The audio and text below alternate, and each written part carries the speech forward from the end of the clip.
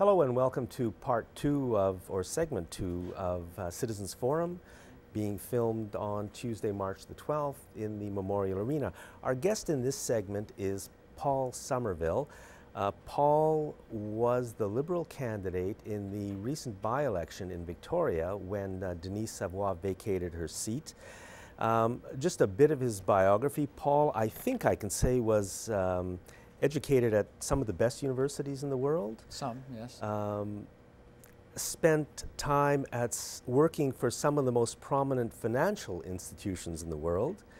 Has appeared on television worldwide and has been published in some of the world's most major newspapers. Ran for the NDP in 2006. Recruited by Jack Layton in Ontario. Mm-hmm. You then moved to British Columbia and came, I first heard your name when you were running for the Liberal Party in this by-election, which was won by NDP Murray Rankin. And what struck me most about your campaign was your take on sewage treatment, which I think was a fairly big issue. So if you'd like to say a few words about that. Sure. Well, first of all, I actually moved here in 2004, so okay. Been a resident coming on 9 years.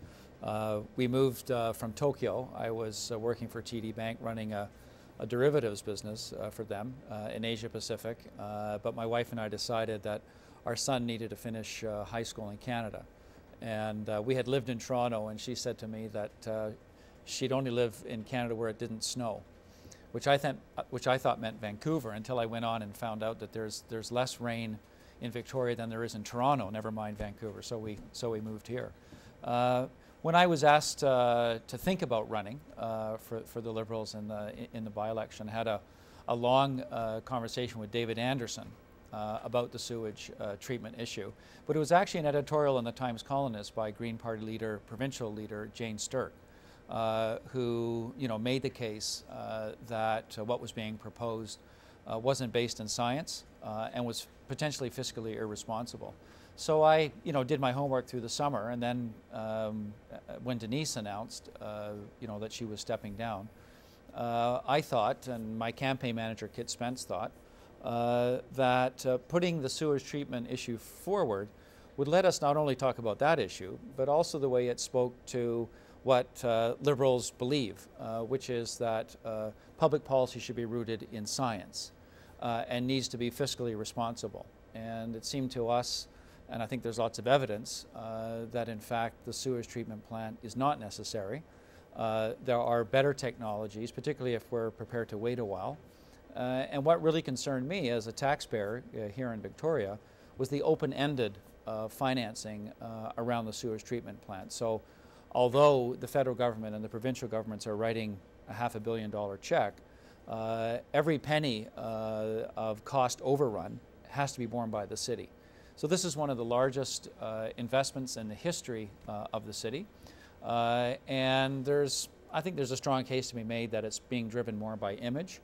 And it actually made the campaign a lot of fun. I think the thing I remember the most is when Mr. Floaty came out of retirement and endorsed Murray Rankin, who's a great guy and a great candidate, and I'm sure will be a great MP. But it's one of those things when you read it, when you read, okay, this has legs. And then of course the Conservative candidate flipped in the middle of the campaign. He'd been for it because the Conservative government in Ottawa had written this check. But of course what he was finding was that his base was strongly opposed to it because of the fiscal issues around it and the fact that it was more based on image than on science. And even Don Galloway, who's again a great candidate, was kind of caught offside because David Suzuki, although he was supporting Don, refused to endorse him because Don, like me, was not convinced by the science. And Don was the Green candidate who finished second and did a great job. So by the end of the campaign, the sewage issue really defined a lot of how the voters were thinking. They ultimately chose Murray Rankin, so I guess the sewage treatment plant is done. Although maybe more in sorrow than in anger, 2 or 3 years from now, when Dallas Road is being ripped up and cost overruns start to present themselves, people may take a different view.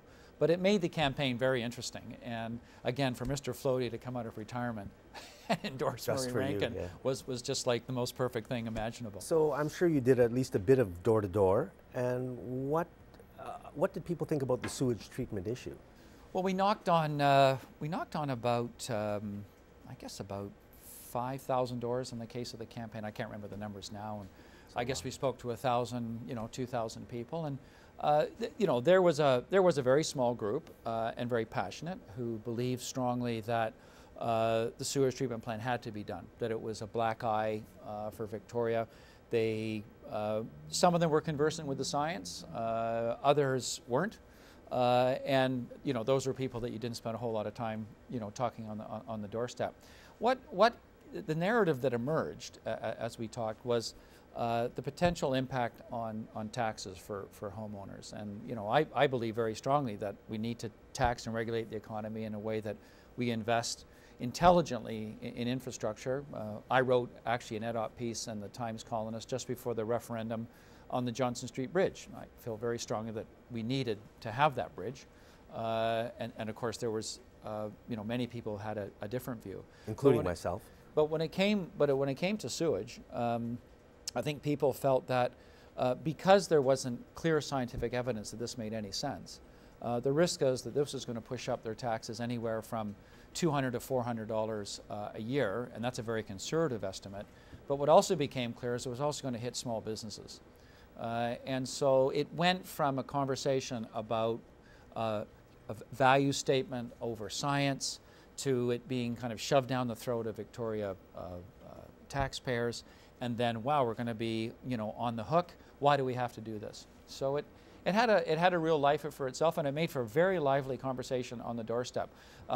I was told by Steve Andrew at CFAX that I was a one-issue candidate, and I said, yeah, I was a one-issue candidate. I believe very strongly in protecting the public purse, and that any public investment needed to be rooted in science. What we did find as the campaign went along is that's what people wanted to talk about. We also were able to talk about other issues as well, issues dear to my heart like legalization of cannabis, a guaranteed annual income, zero corporate income tax. These were things that we were able to get on the radar screen because we had the platform to talk about sewage. So you believe in legalization of cannabis? Absolutely. Okay. Yeah. Sounds great. Yeah. Well, let's talk about it for a second. Okay. Like why? So, and I actually don't like to use the word believe. I like the word. I know, based on science, that legalization, regulation, commercialization, and taxation of cannabis is smart public policy, and it's smart public policy because it's safe. It's safe because people who want to smoke pot don't have to buy stuff on street corners, and they know what they're buying.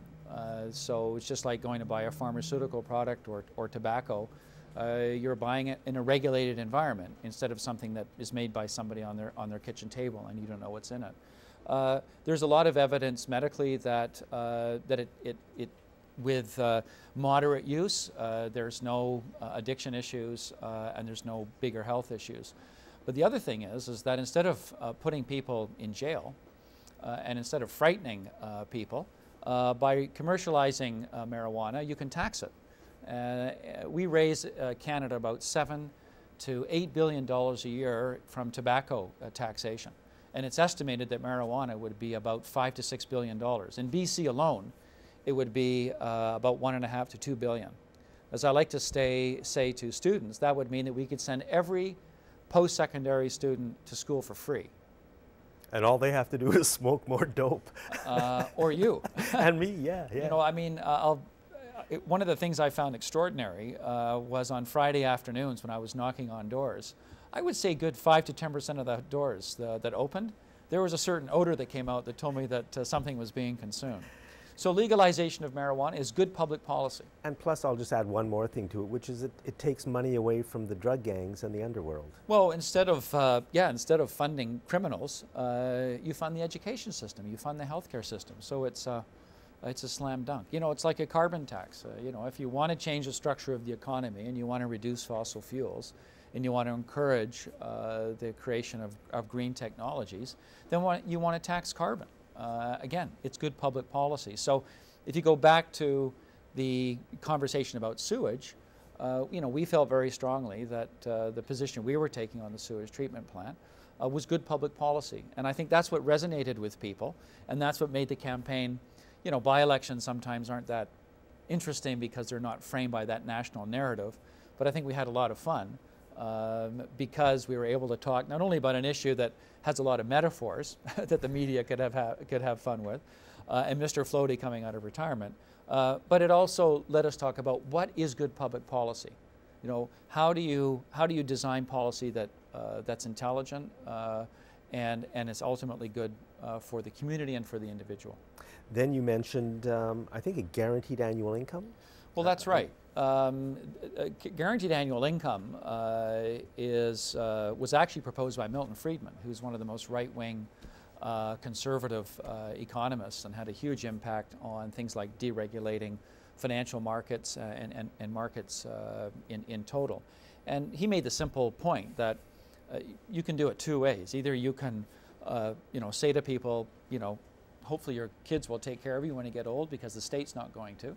Hong Kong is a very good example. When I lived in Asia, and you would walk by destitute old people because there was just no welfare support. You can do it that way. I think most Canadians, including myself, would be uncomfortable with that strategy. Then the other is to provide income support for people. So you can either create a big bureaucracy, like we have in Canada now, that clicks off a bunch of boxes to determine whether someone should get income support or not, or just use the tax system. And for the sake of argument, if you only made $10,000 one year, and for whatever reasons the annual income was $15,000, then you get a $5,000 tax rebate. You get everyone in the tax system. You mean a $5,000 $5,000 check, that's right. And that's a really efficient way to distribute income, rather than doing it through a big bureaucracy. There's actually interesting support on both sides of the political spectrum for this.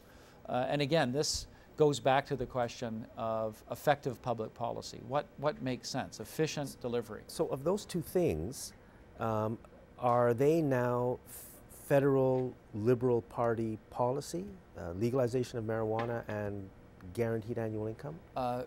Legalization, regulation, and commercialization and taxation of marijuana is official Liberal policy. It was voted on a policy convention that I participated in January 2012 in Ottawa. It was actually, the resolution was written here in BC by the BC Young Liberals. Then it went to the BC Federal Liberal Convention in November 2011. And then it went to the National Convention in January 2012, where it had overwhelming support. About 70% of Liberal members voted for that. So certainly, I expect to see that in the platform in the election in 2015. Guaranteed annual income isn't in yet. It's very controversial. One of the things about a guaranteed annual income, just from a public policy perspective, Canada spends $120 billion a year in welfare supports. 120 billion. Yet our poverty outcomes have worsened over the last decade and not got better.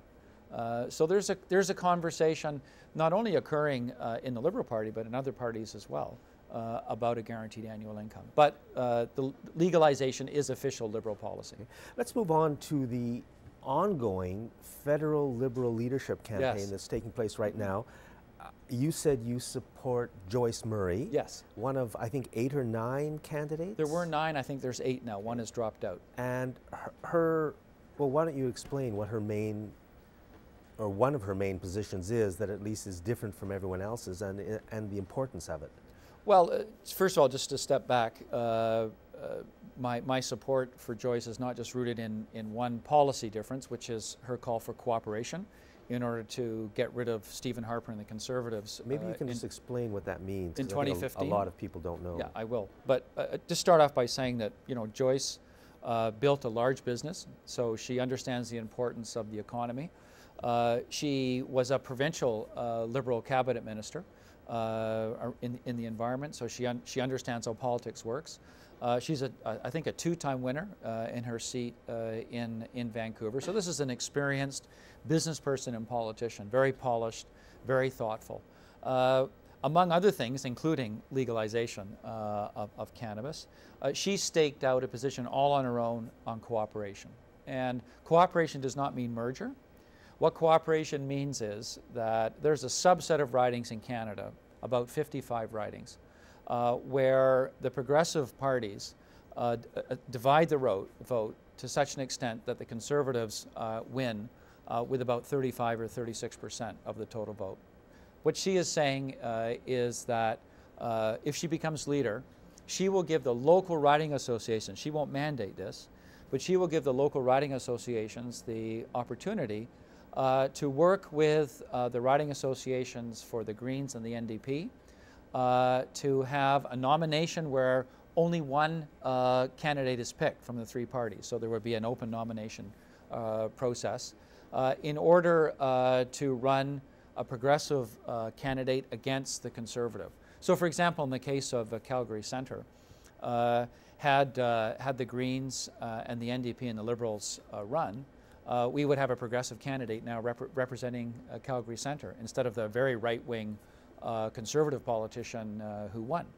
So her point is that Stephen Harper is doing generational damage to Canada in terms of a number of things they're doing around the economy, around social justice, around the environment, and it makes enormous sense for the progressive parties to find a way to cooperate. And so she staked out the position much like Nathan Cullen did in his leadership run. And you know, I think he finished a very strong second or third. I think there's a very good chance that Joyce can surprise a lot of people with the support that she's going to garner. I hope she does. Paul, I'm afraid we only have 1 minute left. Yes.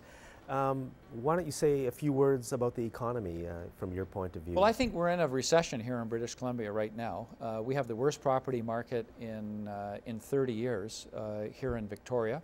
And there are signs that it's bad in Vancouver. So I would just encourage you know, your listeners to think very carefully about what their spending plans are, because the risk is, even though there are signs that the U.S. economy is recovering a little bit, I think BC is very vulnerable to a sharp downturn in the property market over the coming months. Paul Summerville, thank you very much. This has been the second segment of Citizens Forum. Thanks for watching. Welcome to part 3 of Citizens Forum. Our guest in this, well, we're having 2 guests in this segment. The first is Meaghie Champion, and we're going to be talking about, I guess, a new kind of currency called tetlas. But first we're going to talk about Tsuutsuwatl, which I'm saying wrong, but you can say it correctly. Tsuutsuwatl. And tell us what it is. Tsuutsuwatl is a Hul'qumi'num word. The Hul'qumi'num language is the language spoken by a number of nations in the middle of Vancouver Island. And Tsuutsuwatl means working together, everyone benefits. And it's a traditional way of doing business. Our people have done business for thousands of years. And basically, we decided not to incorporate with the government of Canada or the British Columbia government because corporations are soulless entities, and many times when corporations exist, they only exist for profit. And we've incorporated the Tsuutsuwatl, or we've created the Tsuutsuwatl so that everyone that's involved in it benefits. Now, how would Tsuutsuwatl work? Because it sounds good. Right. Well, basically, my interest in developing the Tetla was, it's because I'm working with an elder named Willie Seymour of Chemainus First Nation. He's developed a program called Snewayath Lelam. Snewayath Lelam is a project that is designed to help foster children, residential school survivors, day school survivors, and babies from the 60s scoop like myself reconnect with their communities and their culture and their language in a way that would be healing and helpful for them. But we need a way to fund the Snowiath Leyland program, and we're using the Tetla Sutsawaddle to do that. So I'm just going to hold up a Tetla. Mm-hmm. This is the one you can see is 10 Tetlas. A Punnis Tetla, which means 10 Tetla. And you know, I have to say it has a very nice feel to it. It feels better than the Canadian currency right now. So starting off good. It's very substantial. Yeah, it's substantial. And so what are Tetlas and why Tetlas? Tetlas sort of right now, one of the ways that I use them is I run a cleaning business to make a living for my family, and one of the ways that I promote the cleaning business is I give all of the clients that I clean for on a regular basis a couple of Tetlas each time they order service as a way of rewarding them. And at this time, there's, I think, 26 different businesses and individuals who will accept Tetlas for payment for their goods and services. So my clients collect the Tetlas, and when they feel that they want to spend them, they can go around to those various businesses, or they can get more house cleaning services with the Tetlas. From you? From me. Okay. Now, are Tetlas in Victoria or outside of Victoria? Mostly in Victoria.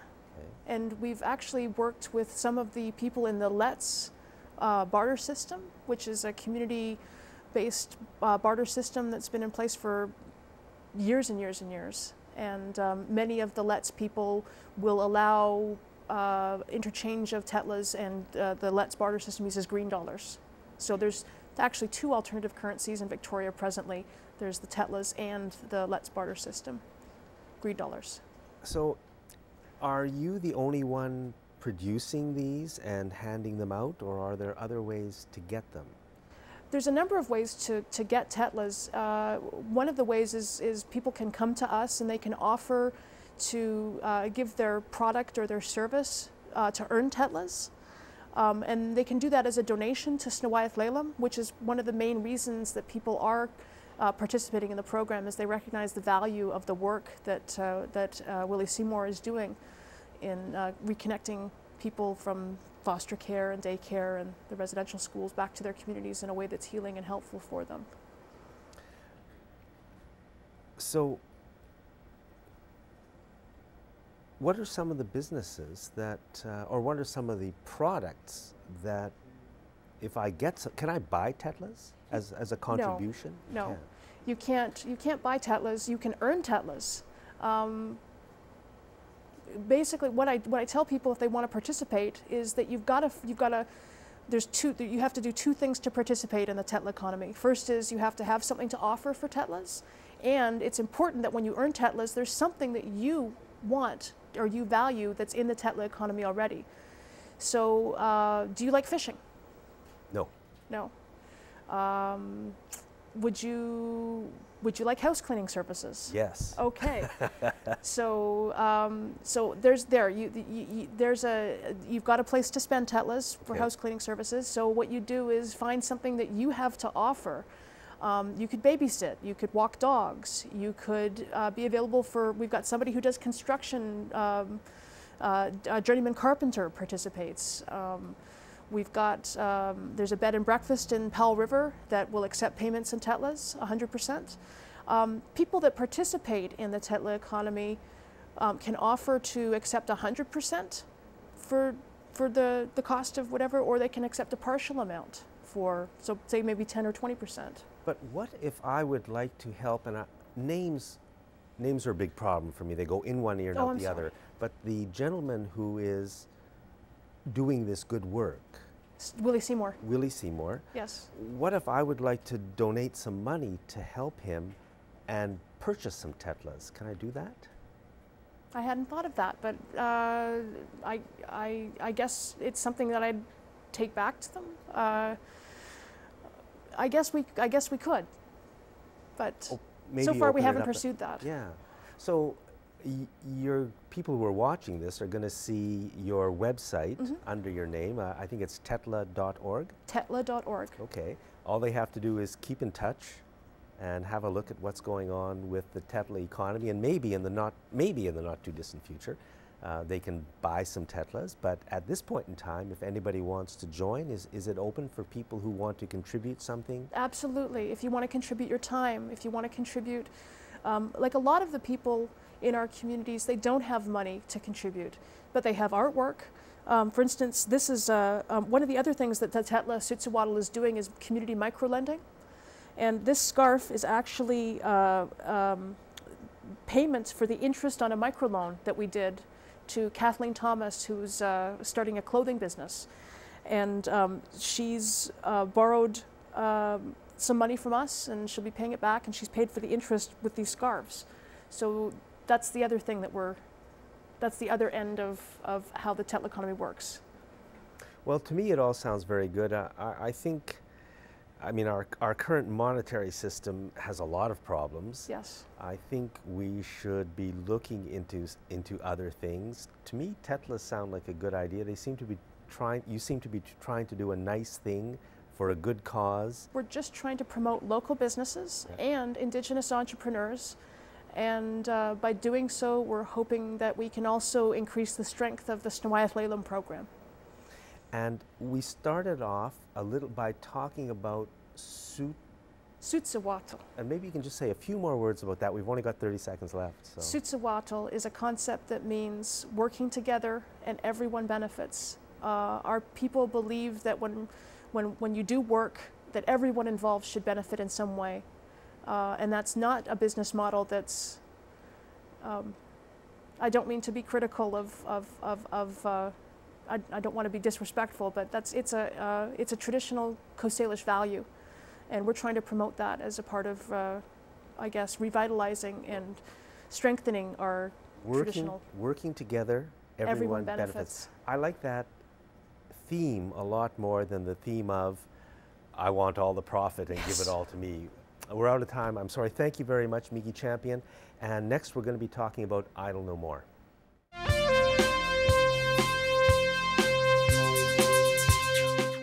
Welcome back. We're going to be talking a little bit now about Idle No More.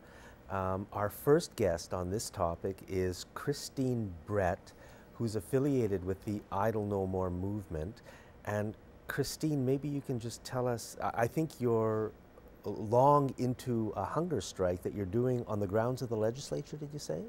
Partially. I started on February 12th a fast, and I was asking the province of BC, Canada, and our Aboriginal leaders, both the elected leaders and the hereditary chiefs, come back to the table similar to the Tsawwassen Accord that was signed, and come back to the table and say that they're going to work together in a unified way of moving Aboriginal child welfare forward, which we began some work in 2002 where the elected chiefs, hereditary chiefs, the province of BC, and for the first time urban Aboriginal organizations got together and agreed that we needed to move Aboriginal child welfare forward.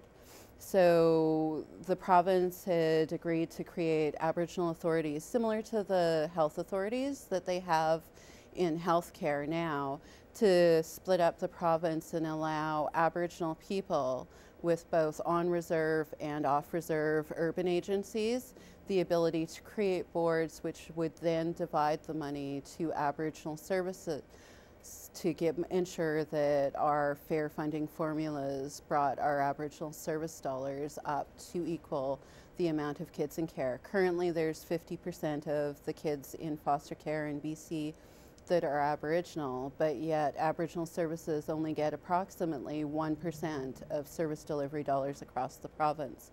So when you look at the discrepancy between how many kids are in care and how many Aboriginal services we're able to provide them, both the province and our urban leaders and our elected leaders and the hereditary chiefs had said this has to stop and we need to work together.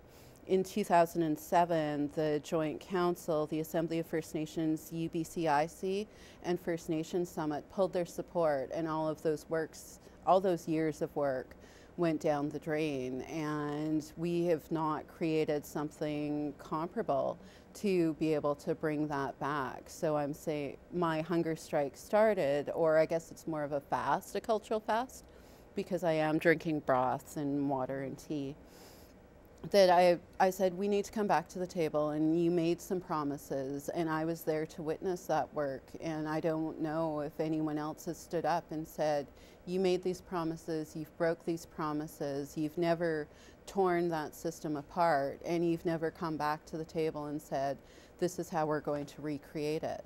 So, I mean, for me, when I think about it, I think about the apology that was made to my grandparents who went to residential school. And they promised that they wouldn't take our children away, and that they recognize that our families have a rich and vibrant culture that we can provide our children. And I think with the right amount of supports and the right amount of services, we can continue to keep our children at home. The current system continues to take our children, and they go from being in foster care to being in jail. They're separated from their families. The cultural policies are lacking. The language within the policies are also lacking cultural, true reconciliation, where we create both, I guess, incorporating culture into no contact orders, for example, in domestic violence. When there's a victim who wants to have contact with her children and the spouse, they would say that there's no contact for the person's safety or the children's safety. Well, there's no reason that our families can't come together in safe, sober, healing, ceremonial, cultural ways to start healing those portions of us that have been broken and lost through residential schools.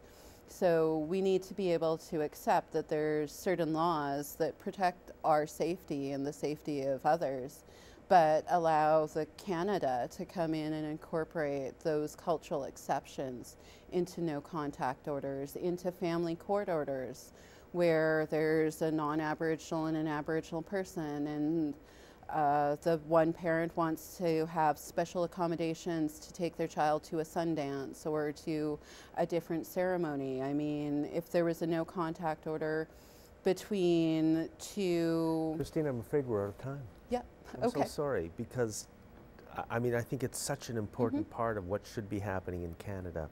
Yep. Our next guest is also going to be talking about the Idle No More movement. Thank you, Christine. Thank Brett. you.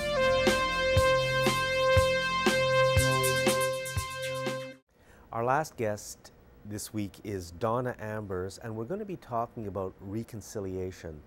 And Donna, maybe you can start off by saying what reconciliation means to you. Reconciliation means to me that I am wanting reconciliation inside of my family, inside of all families, because of the generational effect of residential school. A lot of our families are still very fragmented. And one of the saddest things for me is to run out of time to reconcile with your father, your mother, your brothers, your aunts, your uncles. It's the generational effect is still harming our people in a big way. I like to say, and it's the truth, what I say is that residential school is still killing our children, still killing our families. The generational effect has done so much damage to our way of life, our culture, how we govern ourselves. And because of a lot of that is like fragmented families. We have families that don't sometimes even talk to each other anymore because of the pain, guilt, and shame that comes with being institutionalized like that into a residential school. Does the Idle No More movement tie into the idea of reconciliation? Is that? Yes, the Idle No More is all part of that reconciliation. It's a way of having to move forward and to start honoring our ways of living and of how we hold ourselves in the mainstream. As Idle No More, it's not just an Indian thing, it's a human race thing. that we all have to start standing up together to try and to stop the destruction that's happening worldwide to all Indigenous peoples. And so we are calling out to everyone, be our allies, settlers, come and join us, stand with us, all colors, all peoples, to walk with us, because this is a life issue.